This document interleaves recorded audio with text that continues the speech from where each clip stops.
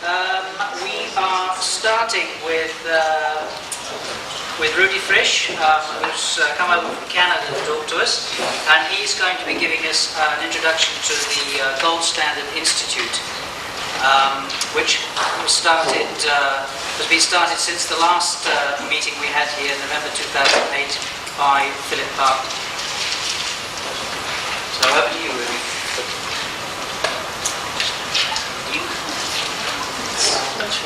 Okay. Well, thank you for being here and making all this possible. I started this business a few years ago. I met Mr. Philip in Hungary and went to Professor Fekete's first Gold Standard University presentation. And there were 7 people around the table listening to what the professor had to say. And I was one of them. And it was wonderful to listen to a man of this caliber talking about his experience with gold, with money, with financial circumstances. And we all just kind of started from there. Now, my own experience is mostly personal experience. So what I'd like to say first is one of my teachers, one of my gurus used to say when he started a talk, and he always said, "Don't believe a word I say." It's kind of like, whoa, we paid good money for this seminar, don't believe a word I say. And then he would say, you know, I'm talking from my experience, what works for me may not work for you, listen to what I have to say and then do what you choose to do. So that wasn't too bad. And I go a step further than that, and I say one of the biggest problems, if not the biggest problem in the world, is that people give up their power. They give their power to the so-called experts. Their decision-making, their thinking. Well, you know, Bernanke will decide what to do about money, and the Surgeon General will decide what to do about health, and who was it? The other guy will decide what to do about oil, carbon trading, and global heating, and all this stuff. Think for ourselves. So don't believe a word I say. I represent, I'm the editor-in-chief of the Gold Standard Institute, a very libertarian organization, free market. And what our purpose is, in a philosophical sense, is to give people back their power. What to do about money should be a democratic thing. Everybody decides what to do about money, not Bernanke decide for them. And that's how it was under a gold standard. And the other thing is, and I've got a quote here, it was Henry Thoreau who said, "There are 1,000 hacking at the branches of evil to one who is striking at the root." And of course what he meant, I think, was that hacking at the branches, you're sort of wasting your time because you chop down the evil here and more grows over there, and you go there, chop that down, more grows back here. Again, I go a little step further than that. At the root, things are pretty simple. One big root comes up the ground, goes up, and then branches, and then you get out there and you get a bunch of stuff. Obfuscation, easy to get lost, which direction are we going, we're not going, up, down. What is money? You know, Greenspan said, well, we can't really define money anymore. Greenspan. Well, I beg to differ. And again, I speak from my personal experience here. When we came out of Hungary, and I'm a confrere of Professor Fekete, in 1956, the Hungarian Revolution, and I was 9, 10 years old, my father paid the border people who were sort of hanging around, waiting to see what would happen. And it wasn't paper money, it was a gold watch. That's what got us out of there. And the Vietnamese people, boat people, those who had gold survived, those who didn't went back. You know the stories, I don't have to tell you too many. US pilots in their survival kits have gold sovereign, not a paper dollar. So gold means something. The question is why? Now this is an investment conference, so I don't want to go too far into this, technicalities of money and so on, but people have to understand what investing means and what money means, really at the root, bottom line level. And we all think we know what investing is. Now I'm going to say what I think investing is, and if you disagree, by all means put up your hand.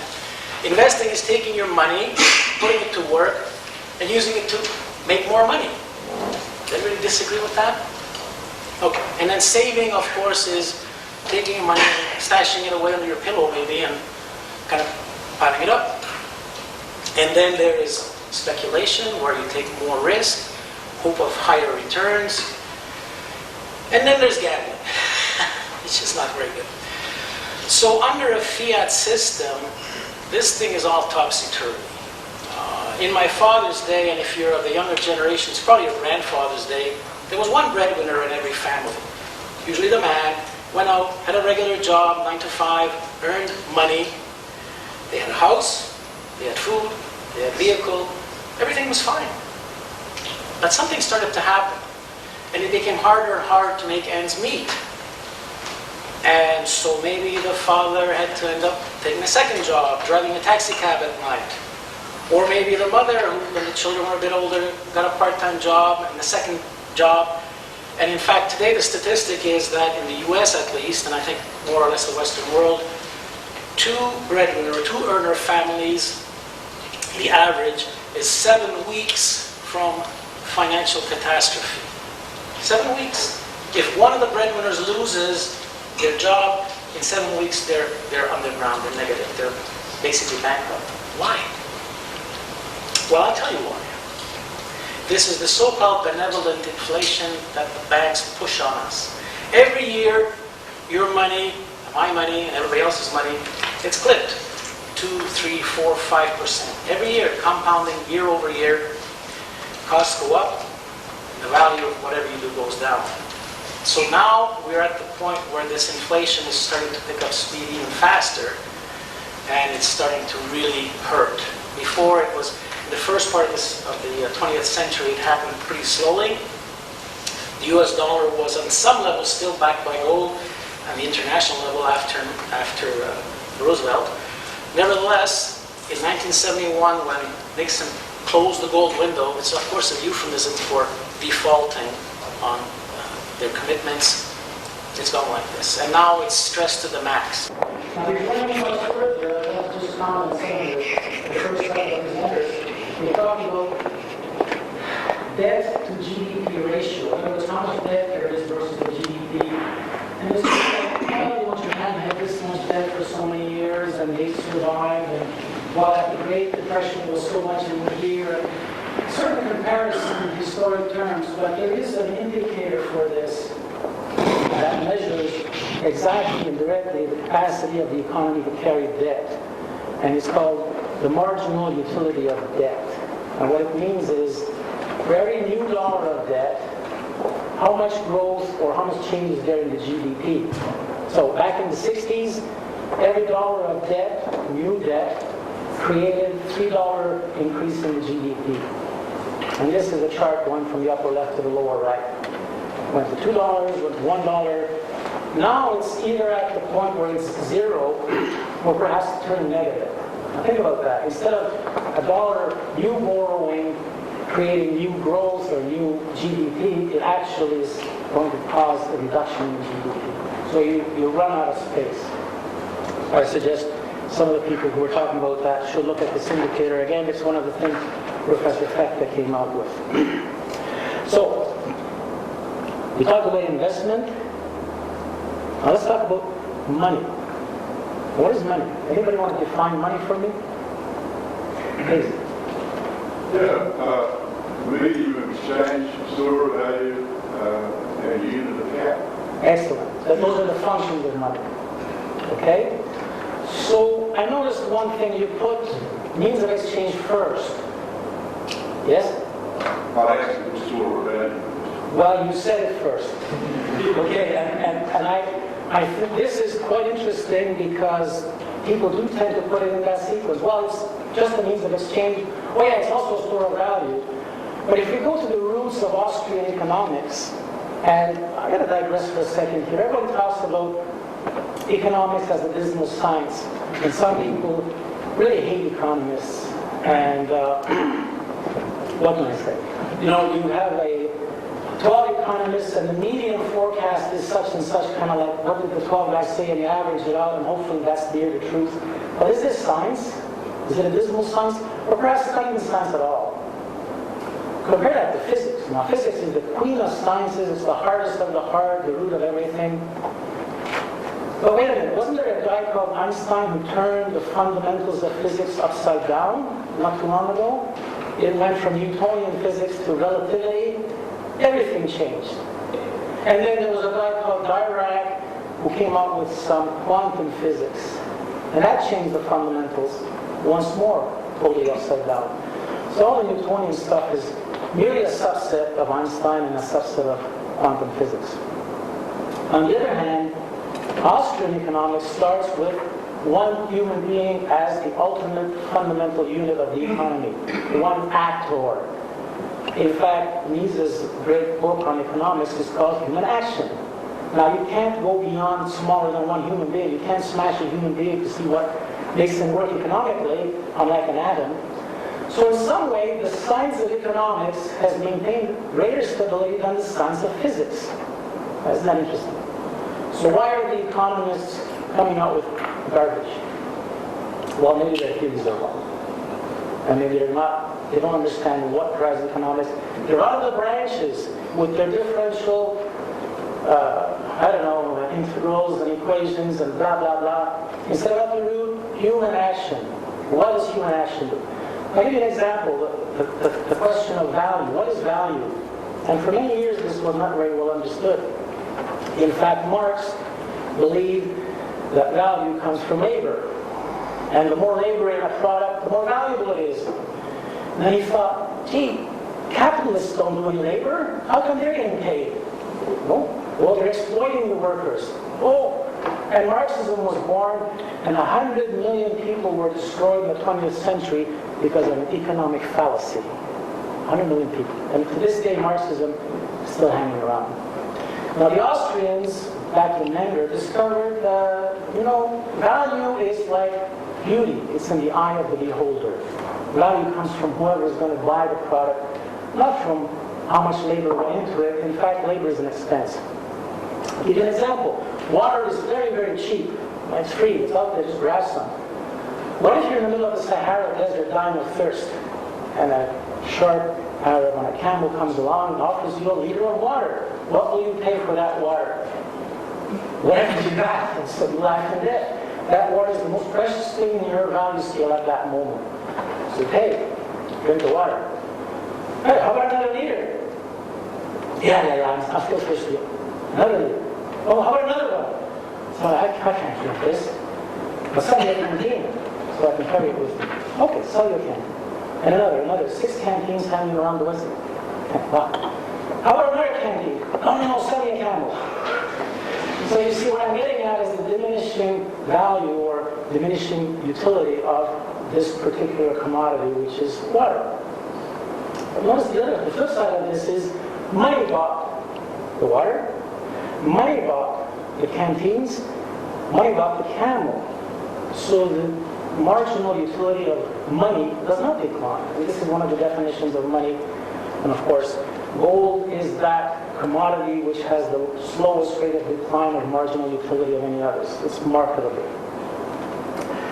Now, gold has some other properties. It's fungible. We all understand that one piece of gold is the same as any other. It's virtually indestructible, so it lasts forever. It has a good specific value. In other words, a little bit of gold is worth money, unlike using a bucket of coal for money. That won't work. There's hardly any value to it. And yet some people persist in saying that gold is a precious metal.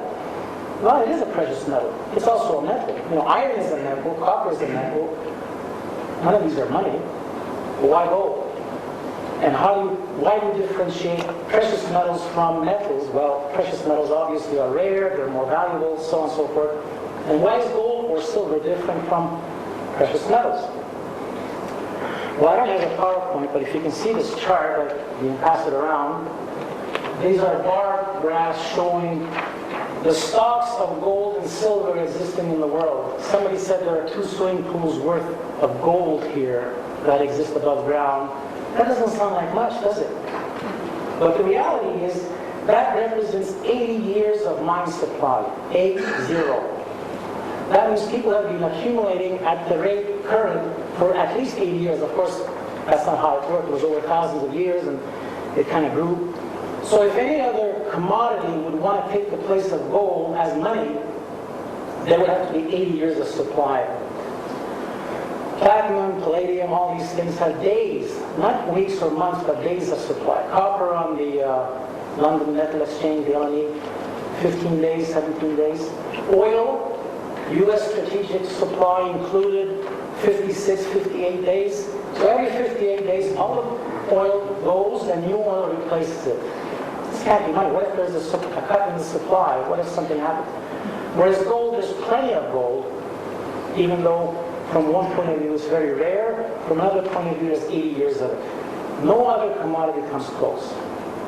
And again, this proves that gold is money. Now there's another thing out there. What about paper? Isn't paper money? The dollar bills in our wallets, that's what they call money. But I disagree with this. There's a lot of, controversy over is it M3 or M2 or M1 or MZM or, cash money equivalents. All this stuff is supposedly has monetary value. Okay. There's an ancient human wisdom that says a bird in the hand is worth two in the bush. What does this mean? It means a bird in the hand is a present good. It's something you hold. Bird in the hand, the two in the bush are a promise. Maybe you can get them, maybe not. I speak from personal experience here. I have a typical 21st century, I have some bank accounts, some equity accounts with cash, this and that. And I had a disagreement with the benevolent, nice, gentle Canadian government about a tax issue. And this is not very long, a couple of years ago, 2-3 years ago. And one day I went to the bank to take some cash out. Oh, sorry, you can't do it. What? I got plenty of money in the checking account. Checking account. No, your assets are frozen. All my so-called money was frozen. Now, is that a present good or a promise? The bank promised me that if I go to the ATM, I can take my money out. And even a promise of instant money is still a promise. So none of this is money. All of it is playing some monetary role. But at the root, if I don't have it in my pocket, it's not money. So what if I have paper money in my pocket? Is that money? Well, today it seems to be. But trust me, it's not. It's a promise. Again, it's a promise.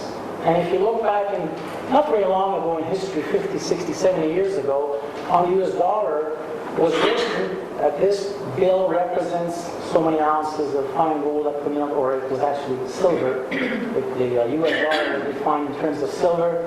So it was really never right to walk up to any bank, put your paper note, and take your money. Because gold is the money. The paper note is just a convenient substitute to carry around, with a promise that you will get your gold. And of course, back in the 1900s, people believe, the 1800s, 19th century, people believed this. In fact, Mises, in his great book, wrote, and this is where I caught on to what the professor was talking about, that a mature, well-established claim to gold is as good as gold itself. And I said, no. When I walked through that border and the gold watch changed hands, I knew it wasn't. My own experience. And he had the experience, maybe you'll talk to me about it, similar thing under the Hungarian hyperinflation. You could not get anything for paper, but you could get work done for gold clippings, tiny bits of gold. So that was the money. Now, I talked a little bit about the inflationary scenario, and there's a deflationary scenario. Now, by dictionary definition, inflation is an increase in the money supply, deflation is a decrease. And it sounds kind of symmetrical, right? Increase, decrease. But is it really? Think about bubbles or balloons. Can you deflate one before inflating it? I don't think so. I think it's not symmetrical. You will blow a bubble, and then it can pop or it can shrink. But if you don't blow a bubble, you cannot. So this deflation only occurs after inflation. It's not symmetrical in time. Monetary inflation I'm talking about. In fact, Mr. Bernanke apparently studied the great deflationary crisis of the Depression, and he knows all about it and how to avoid it and how to print more money. And why doesn't he study the real cause of it? The inflation that took place in the 20s, the roaring 20s, where Benjamin Strong, the first chairman of the US Fed, decided to give a coup de whiskey to the stock market. inflate. For political reasons, print money, and then of course, direct consequence of that was the Great Depression. So let's go back to the last century, before the Great War. And I remember my father, and he used to talk about the peace-filled times, and his eyes would get soft and he would glow and he'd say, those days. And of course he was talking about his father's time, where there was no inflation, because there was only gold money, and gold had to be dug out of the ground, very difficult and kind of expensive. So the rate of growth in the money supply was 1.5%, maybe 2%. And the rate of growth in the economy was maybe 3-4%. So every year there was 2% deflation. Oh, isn't that scary? Well, what did it mean? It meant if you saved some money, you stashed it away, in a year it'd be worth 2% more, or maybe a bit more, because there was also qualitative as well as quantitative improvements. In other words, efficiencies of production, better machinery, better farming methods, costs went down, and the purchasing power of the money increased. So you had maybe 4% net increase in the value of your savings. Just savings. That was wonderful. Now, if that wasn't aggressive enough for you, you wanted to do a little better, you would get into investments. And these were really investments, but very secure, very steady, virtually no risk. And the bottom line was the gold bond, where someone would take their gold cash and exchange it for a piece of paper. Well, this paper was backed by truly the whole gold system, and your interest was in gold, and your principal would be returned to you in gold. There was sinking fund protection for the value of your bond if you had to sell it sooner, suitable for widows and orphans. And of course, these bonds earned perhaps 4%. Now you add that to the 4% appreciation of the gold that it would be redeemed in, hey, about the 8%. And there were no taxes. So 8% to your pocket. Now, anybody out there have 8% after tax real return investment? No, I didn't think so. Well, that's why it was those days. Unfortunately, World War I came along and legal tender laws and the gold standard was dismantled. And it was not a perfect gold standard, but it was a hell of a lot better than what we have today. And here we are. Today we can't invest. We certainly can't save, or we're foolish if we do. So we're forced to speculate, take risks, gamble practically. I guess our forefathers were pretty smart people. They knew what was going on. Now, what do we do here today? Well, we have some experts here about gold investment, and that's fine and dandy. But I tell you one thing that I do, I just do what they did. I save in gold and silver. Just stash it under a pillow or dig a hole in the backyard. Don't put it into a bank safe deposit box, because it's no longer in your hands. It's still money, but it's subject to seizure, it's subject to bank holidays, it's subject to all kinds of things. Everybody aware of the British government seizing I don't know how many thousand safe deposit boxes and trashing them open? Yeah, you heard about that. Same thing happened in California not too long ago. So, a gold coin in the hand is worth 2 in the safe deposit box. As far as investing, the way it was done back then with the gold bond, this is not available to the little guy. I don't know about it. I know it is done on the large level, the so-called lease rates, and what you can say there are lease rates. They're interest. And there are gold swaps and trades and so on, but I don't think it's available. So what we can do is we can speculate in gold-backed issues, of course gold miners, and plenty of experts talk about that, so I won't go into it. And gold futures are another way to increase leverage. Whatever you do, be aware that all that stuff is paper promises. Now, my own philosophy is if I have between 5-10% of my net worth in gold and silver, I can afford to take maybe 5-10% of that and risk it. Just play in the market and hope to make a big gain. And if I lose that, well, it's not very painful. And I have a possibility for a large gain. But any money I make there, some of it will certainly go into more physical gold.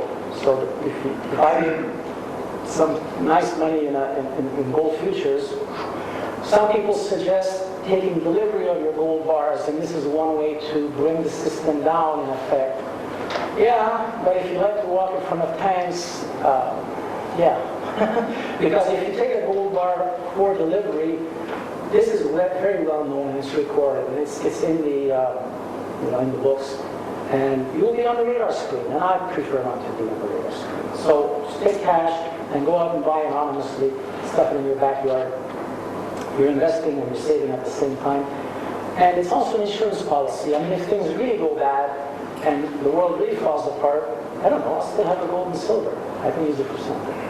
And if it doesn't go bad, it's certainly not going to lose value. It's held its value for 2,000 years.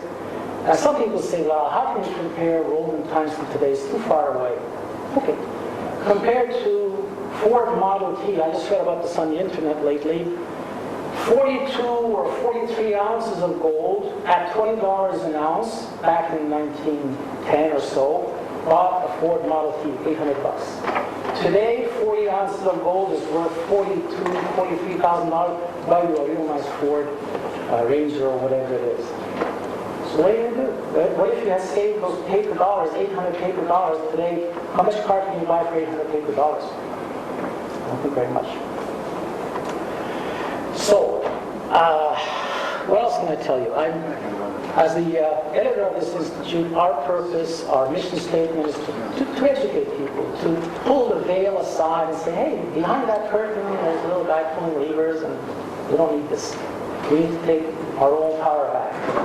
Now, if you look at interest rates, we're going to assess them. If you look at exchange rates, I don't know, they and the Chinese decide. Under gold, none of this. If people under a gold standard don't like the interest rate, they simply sell their bond and take the gold and put it in their pocket. And as you know very well, the bond market is huge, much bigger, 10 times bigger than the equities market. So a significant number of people start to actually cash in their bonds. Interest rates go up again, obviously. So they take the control of interest rates is in the hands of everybody out there. And this is one of the mechanisms that the gold standard has, all the feedback loops, maintaining floor under interest rates, maintaining ceiling over interest rates. It all works wonderfully as long as nobody interferes with it. Now what the government and the bankers have done is they cut into these feedback loops, and they kind of control it now. Oh, we want it to go this way, no, that way. And it's all for political reasons and corrupt reasons, and so on and so forth. So our goal is to educate people and let them make their choices. Now, Professor Fekete has defined the gold standard as it existed, in effect, as an adulterated gold standard, not an unadulterated gold standard. What this means is we don't want to go back to the way the gold standard was 100 and 150 years ago. No. There are three components to the gold standard. The gold component, obviously. The real bills component, which is the clearing system, what today is substituted with commercial paper. And the fiduciary component, which is actually printed money. Now, if you realize that U.S. under the gold standard had 25% backing for its currency. 25%, that means for every $100 worth of paper money, there were only $25 worth of gold, the fractional banking. Even the very best currencies like the Swiss franc, only 40% backing. So there was plenty of room to maneuver, kind of like a ship on a long, loose anchor chain could swing back and forth. Then the gold would bring it back and it would go the other way. So there were business cycles up and down. They call them business cycles, just as they call inflation benevolent. But actually it's not a business cycle, it's a credit cycle. And it's through this fiduciary component that this happens. And that's how the Great Depression started. Money was injected into the system, the coupe de whiskey, boom, and the bust. Now today, there's no gold anchor at all, so this ship can go anywhere. It's going to end up on the rocks, and I think we're all aware of this.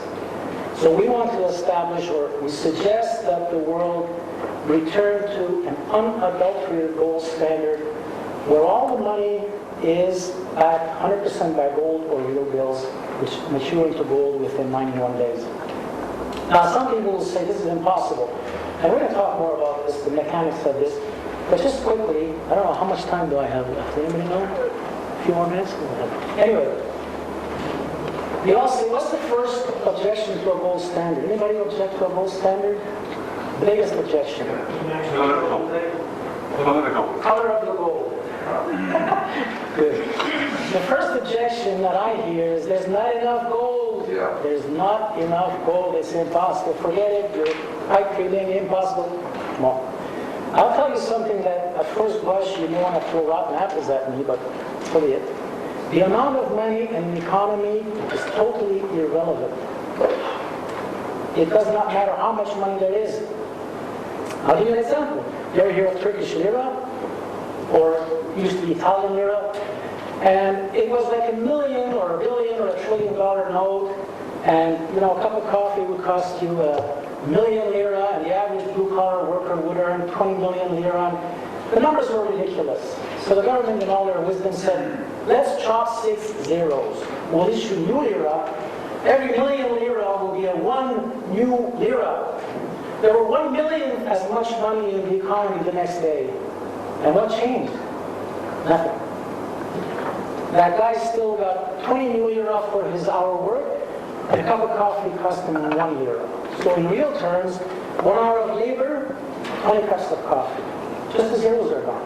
So it doesn't matter how much gold there is. Now, the other side of the equation, of course, how money gets into the system, that does matter. It's called counterfeiting. Counterfeiting is pretending that the stuff you produce is worth something. Think about it this way. Suppose it costs 10 gold ounces in expenses and capital costs and salaries and wear and tear on the machinery to mine and dig out and refine and coin 9-ounce coins. Cost 10 to mine 9. Who wants this business? No. What if it costs 10 and you get 11? So you pay 10, you pay 10 coins in salary and expenses, but you produce 11 ounces worth. Suddenly it makes sense. So the amount of gold is self-limiting, self-regulated, another one of those feedback loops that all dynamic systems must have. Of course, there's no feedback loop in the paper system because it's all arbitrary. Print as much as you want, as much as you can get away with. So the gold standard had that advantage. And counterfeiting means everybody in this room, I suspect, has to work and earn, or work for and earn their living, either through labor or time or figuring something out, producing something, except the counterfeiters. They just kind of print this stuff that looks like money and spend it. Isn't that awful? And of course, every bit of this money adds to the supply of money, reduces the value of your money, my money, paper money. Not gold. Gold is impossible to do. Oh, I know, some people talk about tungsten bars and their tungsten contamination. I think maybe Braun would have something to say about that. He works for the Perth Mint. To me, this is all designed to keep people from buying gold. Really, it's a myth. It's kind of like, well, the IMF is going to sell their 400 tons of gold for the 22nd time this year, and let's talk about the price of gold. Forget it. Forget it. Gold is okay. And silver. Now, if you're going to do some saving, there's another fact that is interesting. I said the value of gold is this monetary value. Some people believe that a consumable, important commodity should be backing money, oil or whatever. Well, in history, the assignat, the French assignat, was backed by real estate property. That sounds pretty good. Except 30 days after the first issue came another issue.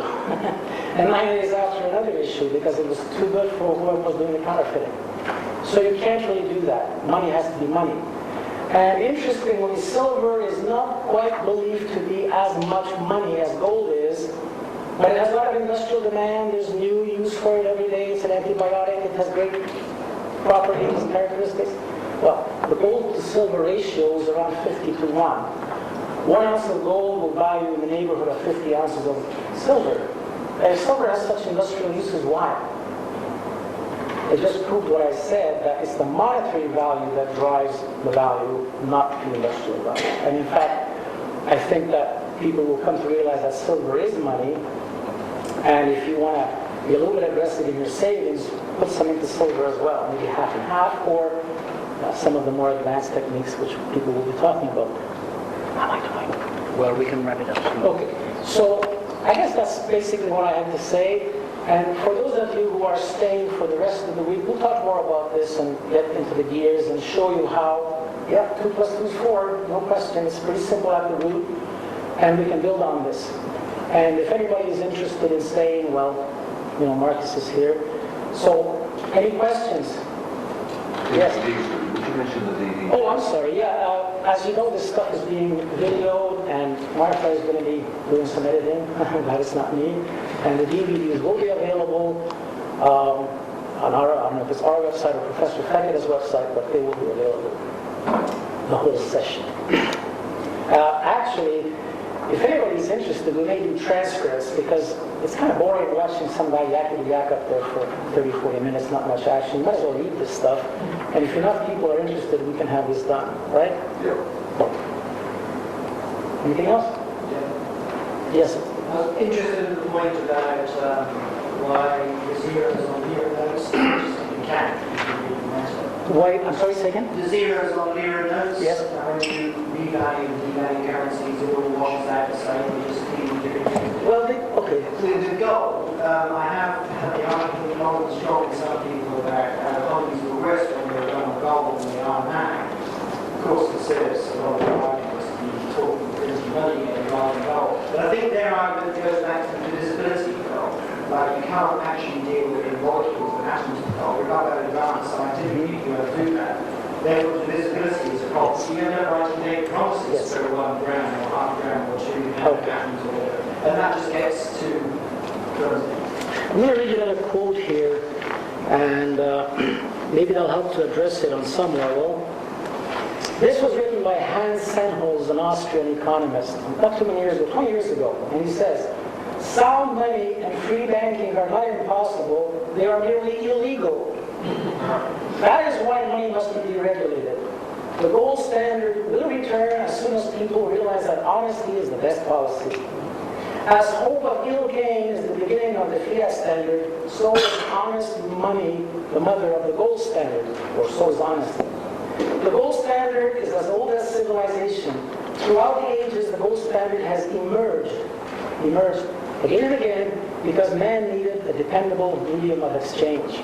And emerged is a nice word, I kind of highlighted in here. It's an emergent phenomenon. It just comes about. Nobody invented it, nobody dictated it, and we don't talk too much about real bills, but real bills are starting to come back under a different name. There were some articles on the internet lately as means of exchange on the commercial level, because commercial paper is being squeezed by the banks.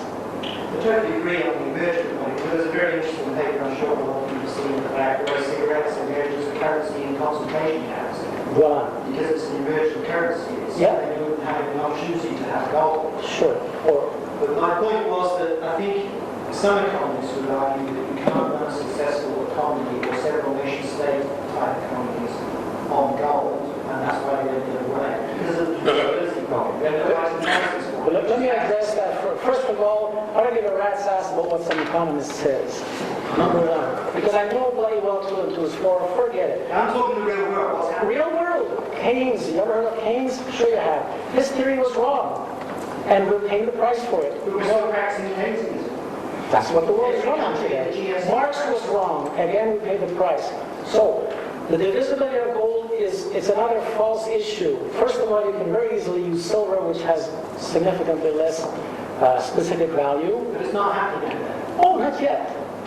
But it's coming along. I think that's why the gold-silver ratio is so big, because people are starting to recognize the importance of gold. I told you there were 7 people at the first conference, now there are 70.